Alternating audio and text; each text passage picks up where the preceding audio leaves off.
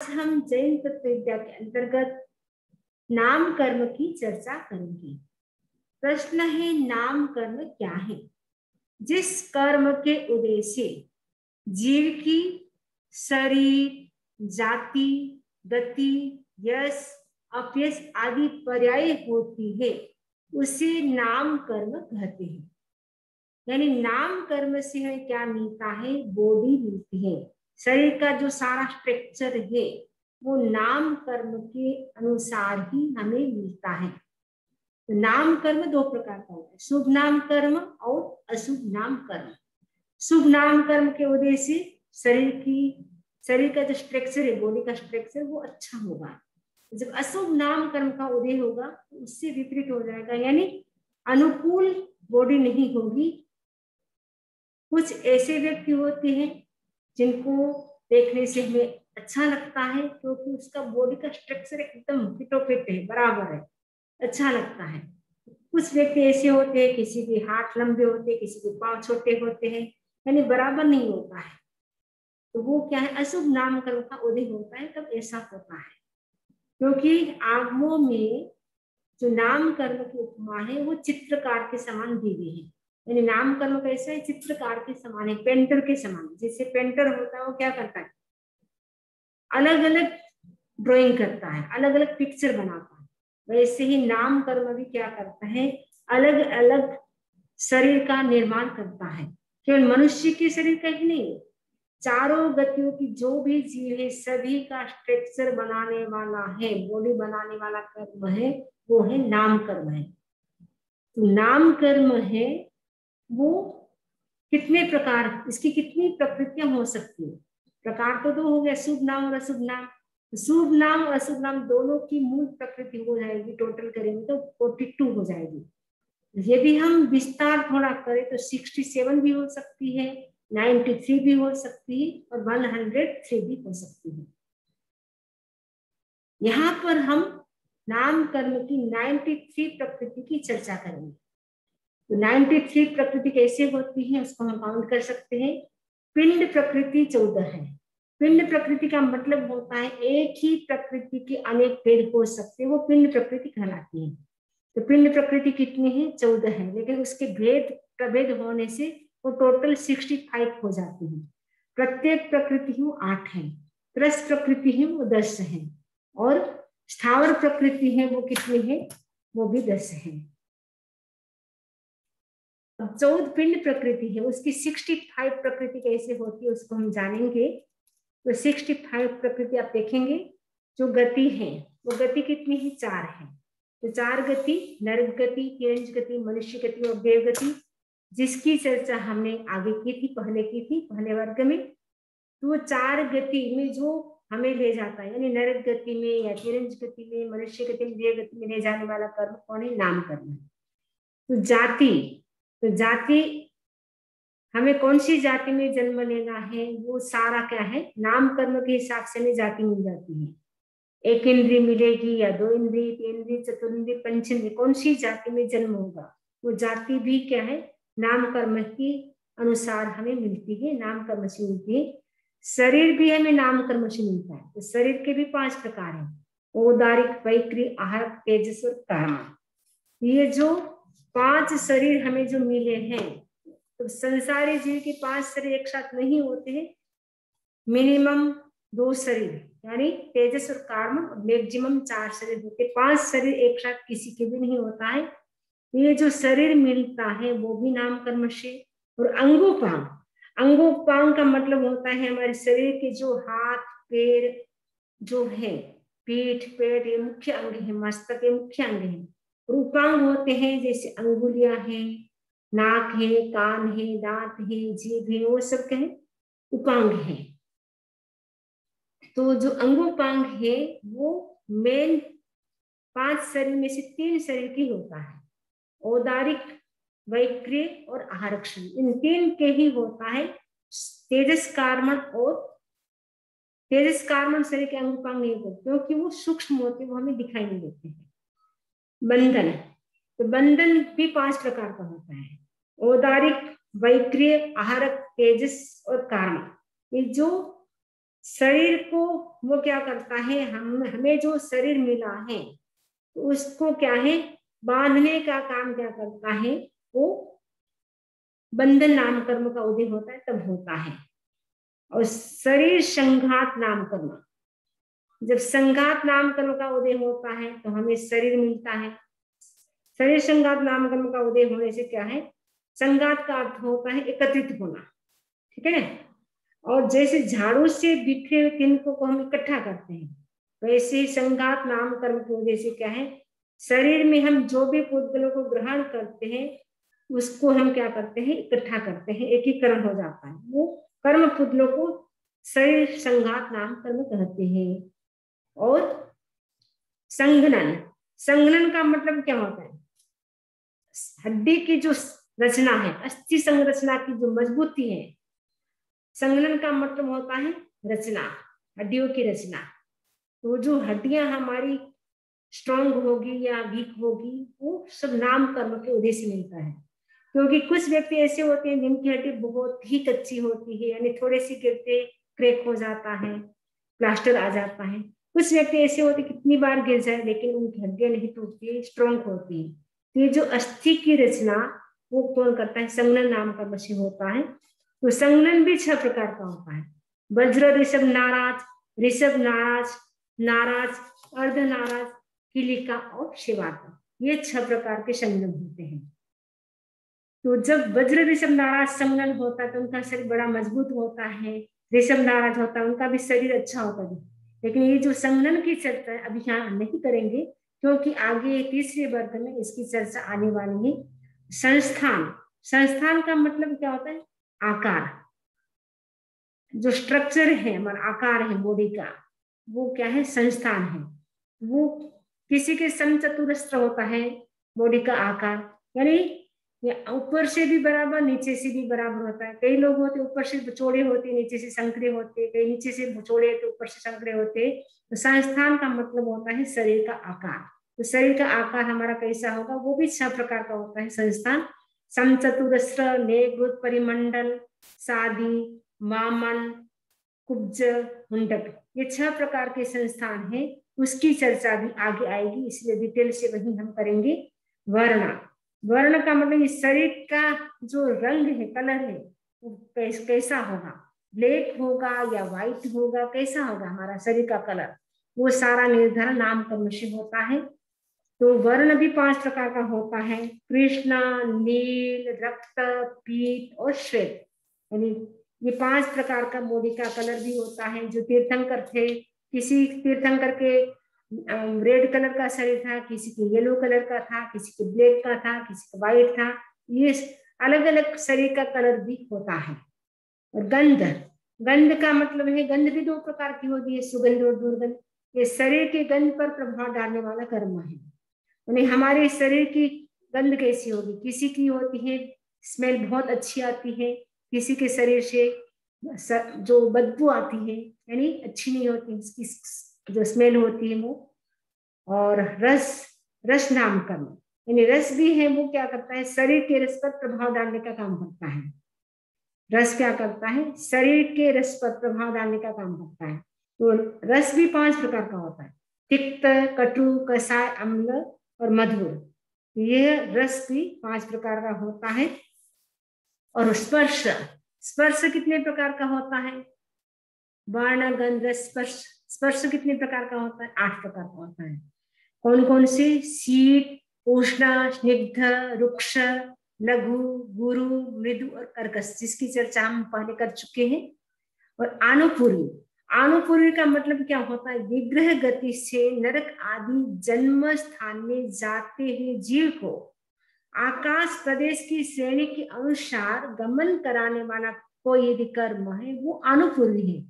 क्योंकि जब जीव की मृत्यु होती है तब क्या होता है, वो एक जन्म से दूसरे जन्म में हो जाता है, तो वो आकाश मार्ग से जाता है।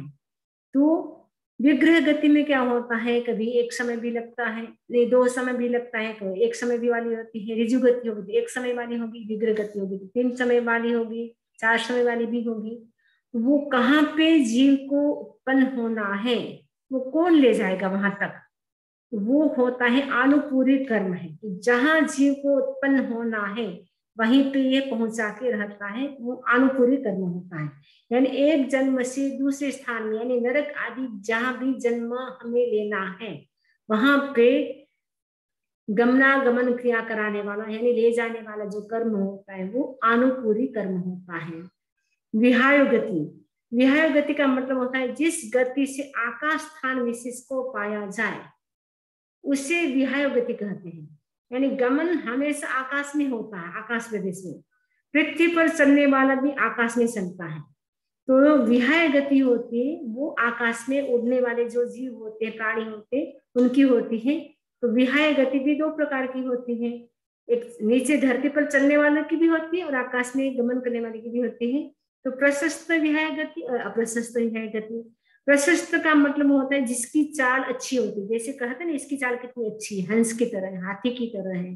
हाथी की चाल बड़ी अच्छी मानी जाती है, हंस की चाल भी अच्छी मानी जाती है। लेकिन जो अप्रशस्त होती है, जिसकी चाल अच्छी नहीं होती, वो जैसे गधे की जो डोंकी होता है उसकी चाल बिल्कुल अच्छी नहीं होती है, उसके लिए अप्रशस्त नाम आता है।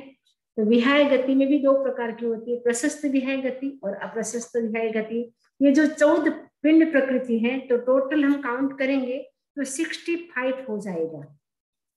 नेक्स्ट है हमारी त्रस प्रकृति। त्रस और स्थान दोनों की हम 10-10 है प्रकृति, उनकी चर्चा करेंगे क्रमशः। तो सबसे पहला है त्रस। त्रस नाम कर्म का उदय होता है तब जीव को त्रस पर्याय मिलती है। वो भी त्रस पर्याय मिलना भी, 2 इंद्रिय बनना भी, 2 इंद्रिय जैसे चावल में आती लट्टे होती है, तो वो लट बनना भी वो अनंत पुण्य का उदय होता है, तब जाकर के जीव त्रस पर्याय में आता है। 2 इंद्रिय बनना भी कोई मामूली बात नहीं है, वो भी बड़ी पुण्याई होती है जब जीव के, तब एक इंद्रिय से वो 2 इंद्रिय में आता है, त्रस बनता है। और त्रस हो गया, उसके बाद क्या है बादर। बादर का मतलब क्या होता है? बादर का मतलब होता है जो हमें आंखों से दिखाई देता है, वो होता है बादर। और साथ साथ में हम स्थावर की प्रकृति की भी चर्चा कर सकते हैं। त्रस में तो क्या होता है, जी सुख की प्रवृत्ति के लिए, दुख की निवृत्ति के लिए गमन क्रिया करता है, वो तो त्रस होता है। और स्थावर सुख की प्रवृत्ति, दुख की निवृत्ति के लिए जो गमन क्रिया नहीं करता है, जिसे स्थावर नाम कर्म का उदय होता है, वो स्थावर जीव होते हैं। जिसे त्रस नाम कर्म का उदय होता है वो त्रस जीव होते हैं। वैसे जिसे बादर नाम कर्म का उदय होता है वो बादर कहलाते हैं। जिसे सूक्ष्म नाम कर्म का उदय होता है सूक्ष्म कहलाते हैं। बादर होते हैं वो तो हमें क्या है, दिखाई देता है, लेकिन जो सूक्ष्म होते हैं वो हम अपनी आंखों से उसको देख नहीं सकते, जो केवल ज्ञानी होते हैं वही देख सकते हैं उनको। उसके बाद है पर्याप्त। पर्याप्त का मतलब क्या होता है कि जिस जीव को जिस जन्म में जितनी पर्याप्त पूर्ण करनी होती है वो तो पर्याप्त होता है, और जिस जीव को जिस जन्म में जितनी पर्याप्त पूर्ण करनी होती है वो पूरा नहीं करता है, वो बीच में ही मर जाता है। यानी 3 पर्याप्ति पूर्ण करता है, 3.5 यानी श्वास तो लेता है लेकिन श्वास छोड़ता नहीं, उससे पहले उनकी मृत्यु हो जाती है, तो अपर्याप्त कराती है। अपर्याप्त गलत है, अपर्याप्त होगा। तो इसके बाद है प्रत्येक। प्रत्येक किसे कहते हैं? प्रत्येक का मतलब होता है एक शरीर में एक जीव होता है, वो प्रत्येक होता है। तो साधारण का मतलब होता है एक शरीर में अनंत जीव होते हैं। जैसे वनस्पति है जो साधारण है, उसकी छोटी सी इतना सा हम टुकड़ा ले लें, छोटा सा टुकड़ा ले लें, आलू का टुकड़ा, वो भी सुई की नोक पत्ती के उतना, उसमें भी अनंत जीव होते हैं। साधारण वनस्पति में एक शरीर में अनंत जीव होते हैं। प्रत्येक वनस्पति होती है उसके एक शरीर में एक जीव होता है। वो जब साधारण नाम कर्म का उदय होता है तब जीव साधारण बन जाता है। जब प्रत्येक नाम कर्म का उदय होता है तब जीव को प्रत्येक मिलता है शरीर, यानी अपना स्वतंत्र शरीर मिलता है। स्थिर, स्थिर का मतलब है स्थिरता रहती है अंग उपांगों की, यानी इसके उदय से शरीर के अवयव मजबूत व स्थिर होते हैं। स्थिर नाम कर्म का उदय से जब अस्थिर नाम कर्म का उदय होता है तो शरीर के अंग उपांग वो स्थिर नहीं रहते और मजबूत भी नहीं रहते हैं। और शुभ नाम, शुभ नाम कर्म का उदय होता है तब उसके शरीर में सुंदरता मिलती है, यानी शरीर सुंदर मिलता है। जब अशुभ नाम कर्म का उदय होता है तब शरीर सुंदर नहीं मिलता है। कई देखते हैं जिस बहुत कुछ व्यक्ति ऐसे होते हैं जिनका शरीर इतना सुंदर होता है, और कुछ व्यक्ति होते हैं जिनका शरीर सुंदर नहीं होता है। जैसे हरिकेशी चंडाल थे, उनका शरीर बिल्कुल ही अच्छा नहीं था, इतना काला कलूटा था, देखने में भी बच्चे डर जाते थे, क्योंकि उनके अशुभ नामकरण का उदय था। शुभ नामकरण का उदय किसके था? सनत चक्रवर्ती के। उनके शुभ नामकरण का उदय था, इसलिए उनको शरीर जो बॉडी थी बहुत ही अच्छी मिली थी। सौभाग्य नामकरण, यानी सौभाग्य नामकरण का उदय होता है तो चारों सौभाग्य ही सौभाग्य होता है। जब दुर्भग नामकरण का उदय होता है तब दुर्भाग्य ही दुर्भाग्य मिलता है। तो सुस्वर नामकरण, यानी जिसके कारण व्यक्ति की जो आवाज होती है, साउंड होती है गाने की, बोलने की, वो बहुत अच्छी होती है, तो सबको अच्छी लगती है। सुस्वर नामकरण का उदय होता है। जैसे कोयल की आवाज सबको अच्छी लगती है, लेकिन जो कौवा है, क्रो है, उसकी आवाज अच्छी नहीं होती, दुस्वर है, यानी सुनने में अच्छी नहीं लगती, क्योंकि उसके अशुभ नामकरण का, अशुभ दुस्वर नामकरण का उदय, इसीलिए वो अच्छी नहीं लगती है। कई लोग होते हैं, मनुष्य भी होते हैं, बहुत ही सुंदर गाते हैं, जैसे लता मंगेशकर है, वैसे कई लोग बहुत सुंदर गाने वाले होते हैं। इसका मतलब उनके सुस्वर नामकरण का उदय है। जब दुस्वर नामकरण का उदय होता है तब हमारी आवाज होती है वो अच्छी नहीं होती है, किसी को अच्छी नहीं लगती, बोला हुआ भी। आदेय नामकरण का उदय होता है। आदेय का मतलब होता है जिसकी जो बात है वो एक्सेप्ट हो जाती है, कुछ भी कहा वो मान लेंगे, आदेय नामकरण का उदय होगा। लेकिन जब अनादेय नामकरण का उदय होगा तब 10 बार कहने पर भी वो बात आपकी मानने के लिए तैयार नहीं होगा। कभी कभी आप देखते हैं बच्चे होते माँ की बात एक बार कहते मान लेते, कुछ बच्चे ऐसे होते 10 बार माँ बोल के फिर भी उनकी बात नहीं मानते। इसका मतलब है अनादेय नामकरण का उदय है तो बात नहीं मानी जा रही है, आदेय नामकरण का उदय है तो बात मानी जा रही है।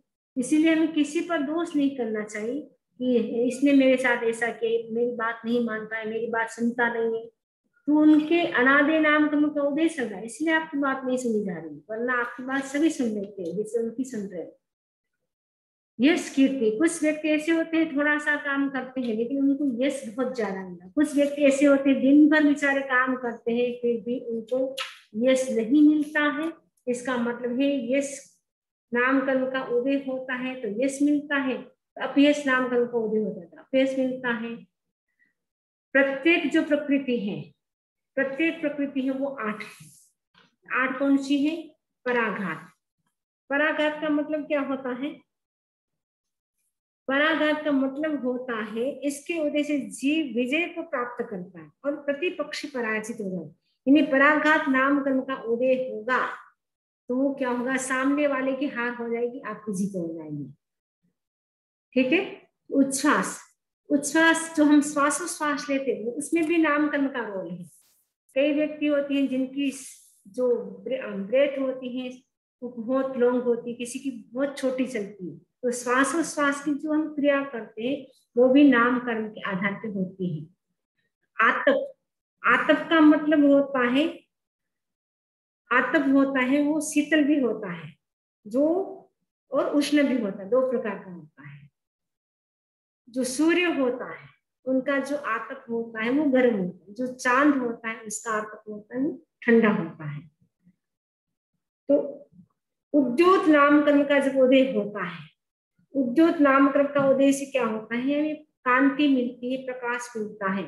चंद्रमा का जो प्रकाश है, सूर्य का जो प्रकाश है, उद्योत नामकरण का उदय होता है तब सूर्य से प्रकाश होता है, चंद्रमा से भी प्रकाश होता है। और अघुर लघु, अघुर लघु का मतलब है उसके प्रभाव से शरीर हमें न हल्का मिलता है न भारी मिलता है। यानी शरीर का कितना ही वेट हो वो हम उसको कहीं पर भी ले जा सकते हैं, हमें भार का अनुभव नहीं होता है, क्योंकि अघुर लघु नामकरण का उदय होता है तब हम हमारे जो वेट होता है बॉडी का वो हम आराम से उठा सकते, ले जा सकते हैं। तो अघुर लघु नामकरण के उदय से शरीर न हमें हल्का मिलता है न भारी मिलता है। नेक्स्ट है तीर्थंकर, यानी तीर्थंकर नामकरण के उदय से ही तीर्थंकर पद की प्राप्ति होती है। यानी तीर्थंकर नामकरण भी एक प्रकार का निकाचित होता है, इसलिए उसको भुगतना ही पड़ता है। यानी तीर्थंकर नामकरण के उदय से ही तीर्थंकर पद को प्राप्त करता है। निर्माण, निर्माण का मतलब है इसके उद्देश्य से शरीर के फोड़े, शरीर कैसा होता है, फोड़े फुंसियों से रहित होता है, यानी उसका शरीर बहुत ही अच्छा होता है, अथवा शरीर के अवयव यथास्थान व्यवस्थित होते हैं। निर्माण से क्या होता है, तो शरीर उनका बहुत अच्छा होगा, किसी भी प्रकार का रोग नहीं होगा, कोई फोड़ा फुंसी नहीं होगा, या उनके व्यवस्थित अंग होंगे, एकदम प्रमाणोपेत अंग होंगे। तीर्थंकर नामकर्म हो गया उपघात। उपघात का मतलब क्या होता है, इसके उद्देश्य जीव अपने अधिक या विकृत अवयव से दुख पाता है। उपघात नामकर्म का उदय होता है तब या तो आपको अधिक अंग मिलेंगे या कम मिलेंगे। कभी कभी होते हैं, एक बच्चा था छोटा सा, मैं देखा था, इसके 6 अंगुलियां थी, किसी किसी के 2 सिर होते हैं, किसी के 3 सिर होते हैं। तो वो सब क्या है, उपघात नामकर्म का उदय होता है तब या तो शरीर के अंग उपांग वो ज्यादा मिलते या कम मिलते, वो सारा उपघात नामकर्म का खेल है, इसमें किसी का भी दोष नहीं है। ये जो कर्म नाम कर्म है वो 2 प्रकार का, वो हमने आगे चर्चा की थी। अब जो शुभ नाम कर्म और अशुभ नाम कर्म 2 कर्म है, तो उसका बंध कैसे होता है, शुभ नाम कर्म का बंध कैसे होता है, अशुभ नाम कर्म का बंध कैसे होता है। तो शुभ नाम कर्म बंध के भी ठाणक सूत्र में 4 प्रकार बताए हैं। काया की सरलता, यानी शरीर की सरलता, यानी कभी कभी हम एक्शन ऐसे करते हैं तो सामने वाला कुछ और समझ लेता है, हमारे मन में कुछ और होता है, इसने ऐसा एक्शन कर दिया, वो शरीर की क्या होगी, सरलता नहीं रही। तो सरलता रखेंगे तब तो शुभ नामकर्म का उदय होगा, और वक्रता रखेंगे तब अशुभ नामकर्म का उदय हो जाएगा। वचन की सरलता, वचन की सरलता यानी जो कहा वैसा ही करना। कई व्यक्ति होते कहते कुछ है करते कुछ है, तो यदि हमारी वचन की सरलता नहीं है, वक्रता है, तब अशुभ नामकर्म का उदय हो जाएगा, बंद हो जाएगा। जब वचन की सरलता है, जो हमने कहा वैसा ही करना, वचन की सरलता होने से शुभ नामकर्म का बंद होता है। लेकिन आज का व्यक्ति कहता कुछ है करता कुछ है, दिखाता है सीमेंट लगाता है चूना, कहता है मुंबई जाता हूँ निकलता है लंदन। व्यक्ति की क्या है, वचन की सरलता नहीं। पहले के लोग कितने वचन के प्रामाणिक होते थे। आपने भामाशाह का नाम सुना होगा, इतने प्रामाणिक थे, जो वचन मुंह से बोल दिया वो करके ही रहते थे। कभी एक उनको पैसे की जरूरत पड़ती है, एक बार वो सेठ के पास गए और कहा मुझे 1 लाख रुपए चाहिए। सेठ ने कहा आपका नाम क्या, उन्होंने कहा मेरा नाम है भामाशाह। अरे आप भामाशाह हैं, आपका नाम तो बड़ा सुना हुआ है, लेकिन 1 लाख रुपए आपको मैं दे देता हूँ, उसके स्थान पे आपको क्या करना है, कुछ उसके निशानी रख के जाना होगा। उन्होंने कहा मेरे पास तो कुछ नहीं, तो कहा कोई बात नहीं, आपके मूंछ का जो बाल है वो एक निकाल के दे दो। एक बाल निकाल करके दिया और उनको 1 लाख डॉलर मिल गए। आज का व्यक्ति पूरी मूंछ भी उतार के रख दे तो भी $1 भी, 1 लाख तो क्या $1 भी नहीं मिलेगा, क्योंकि वचन की प्रामाणिकता नहीं है, वचन की सरलता नहीं है। तो वचन की सरलता होने से असंभव काम भी संभव हो सकते हैं, और सरल व्यक्ति होता है वह व्यक्ति सबको अच्छा लगता है। तो वचन की वक्रता होती है, उससे बहुत ज्यादा कर्म का बंध होता है। तिरंज गति के आयुष्य का बंध भी वचन की वक्रता से हो सकता है। वचन की सरलता होगी तो मनुष्य आयुष्य का बंध हो सकता है। भावों की सरलता यानी हमारे भाव भी सरल होना चाहिए। भाव में कुछ कुछ चलता है, ऊपर से सामायिक में बैठे अंदर से भाव बुरे चल रहे हैं। भावों का तो बहुत बड़ा खेल है। आपने नाम सुना है प्रसन्न चंद्र राजर्षि, ध्यान कर रहे हैं, बाहर से तो ध्यान की स्थिति में है, लेकिन अंदर से क्या क्या भाव चल रहे हैं। तो भावों के आधार पे जब सैनिक राजा उनको भगवान महाशामी से प्रश्न करते हैं, अभी अभी मैं आ रहा था भगवान आपके दर्शन करने के लिए, रास्ते में मैंने प्रसन्न चंद्र राजर्षि को देखा, बड़े ध्यान में लीन थे, अगर अभी उनकी आयुष्य पूरी हो जाए तो कौन सी गति में जाएंगे। भगवान महान ने कहा नरक गति में, पहली नार के, दूसरी नार के, तीसरी, सातवीं। थोड़ी देर के बाद कहा पहले दे लो, दूसरे दे लो, 26वें दे लो, ऐसे करते करते थोड़ी देर में तो देवदुंद भी बचती है और केवल ज्ञान की प्राप्ति हो जाती है। तो भाव से व्यक्ति नरक के आयुष्य का बंद भी कर लेता है, भाव से केवल ज्ञान की प्राप्ति भी कर लेता है। मरुदेव माता ने क्या किया था, कुछ भी नहीं किया था, उपवास भी नहीं किया था, नवकाशी तब भी शायद पता नहीं किया कि नहीं किया, कोई भी त्याग नहीं था, लेकिन भाव की ऐसी श्रेणी बड़ी, भाव की इतनी विशुद्धि हुई कि हाथी के होदे बैठे बैठे केवल ज्ञान को प्राप्त हो गए और मोक्ष चले गए उसी समय। मरुदेवा सिद्धा, भगवान ऋषभ कहते मरुदेवा सिद्धा, मरुदेव माता सिद्ध हो गए। और इस अवसर पीढ़ी काल में मोक्ष के द्वार यदि किसी ने खोले तो मरुदेव माता ने खोले हैं। उनकी भाव की सरलता थी जिसके कारण उनको कुछ नहीं करना पड़े। और जो उनके पुत्र चक्रवर्ती थे, भरत चक्रवर्ती, उनको भी घर बैठे केवल ज्ञान की प्राप्ति होगी, क्योंकि वो भी सरल थे, भाव की सरलता थी। विषमवाद यानी विषमवाद से रहित है, जिनकी कथनी करनी समान है, वो तो शुभ नाम कर्म का बंद करेगा। लेकिन जिसकी कथनी करनी समान नहीं है, विषमवाद है, कहता कुछ है करता कुछ है, वह व्यक्ति अशुभ नाम कर्म का बंद कर सकता है। तो हमें क्या करना है, अशुभ नाम कर्म का बंद नहीं करना है, क्योंकि अशुभ नाम कर्म का बंद हो जाता है, वो कितने समय तक रहता है, ये शुभ नाम या अशुभ कोई भी हो, तो 20 करोड़ सागरों तक इसका उदय रहेगा। इसलिए हम ऐसा कोई काम न करें जिससे अशुभ कर्म का बंद हो, जिसको भुगतना बड़ा कठिन हो। ये मनुष्य जन्म मिला है, हम सोच संभल करके, सोच सोच के हम डग धरे, जिससे कर्म का बंध कम हो और हम जल्दी से जल्दी कर्मों से मुक्त हो और जल्दी से जल्दी हम मोक्ष को प्राप्त करें। इस आशा के साथ हमने आज संक्षेप में नाम कर्म की चर्चा की। विस्तार से करें तो बहुत लंबी चौड़ी भी हो सकती है। तो इसी आशा के साथ ओम अरहम, ओम अरहम।